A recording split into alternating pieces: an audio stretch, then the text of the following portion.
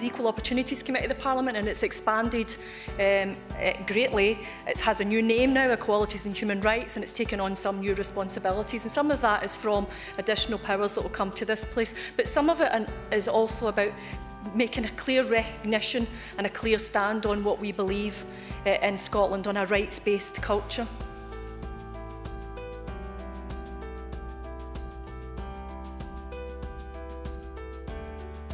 Human rights is very much built into the fabric of the Parliament, through the Scotland Act, through our standing orders, through the way we have established our committees and our relationship with human rights generally.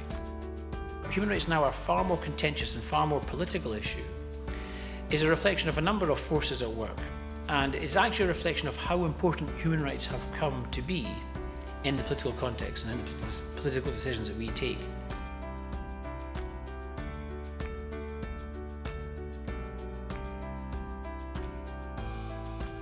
The way Scotland understands the task of government necessarily has human rights at its core.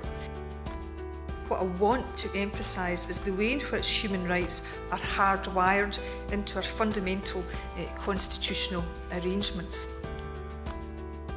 And in Scotland we acknowledge, as a matter not only of principle but of law, that human rights are so important that they override even the wishes of a democratically elected legislature. We need in Scotland to be rigorous and to be committed to putting human rights principles into practice, not simply because it's the way to make Scotland itself a better place, but because by making human rights real for everyone in our own society, we also set standards for the wider world.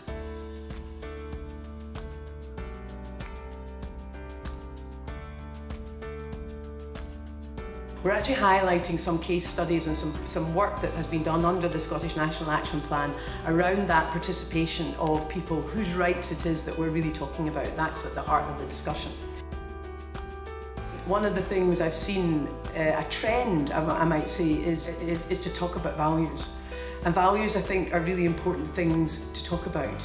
But from the perspective of the Commission, rights are better because rights empower people.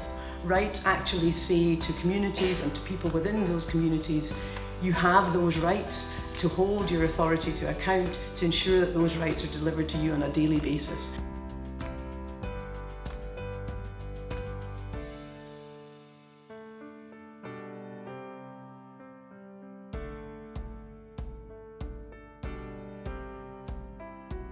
It highlights to folk that there's quite a disconnect between the national picture of housing and actually the lived reality of tenants on the ground.